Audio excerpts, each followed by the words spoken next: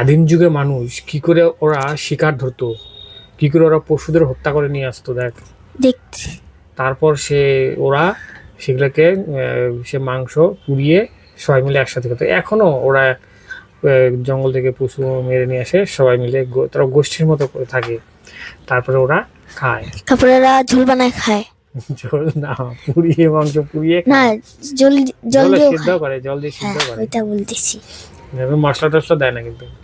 হ্যাঁ, এমনি সিদ্ধ করে খায়। সিদ্ধ করে কিন্তু ওরা খায় না, খুব পছন্দ করে। এখনো জঙ্গল থেকে দেখো ওরা পশু মেরে নিয়ে আসে। হ্যাঁ, যাবি এখানে? গেলে আমি মরবো। কেন মরবি? ওরা দেখলে ধরবে।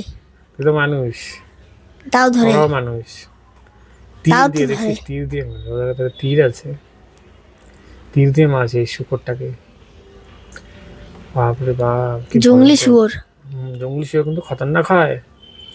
আমি দেখছি একবার জঙ্গলে, আমাদের এখানে জঙ্গল আছে না, ওই জঙ্গলে একবার দেখছিলাম জঙ্গলি শুয়োর, খুব ডেঞ্জারাস।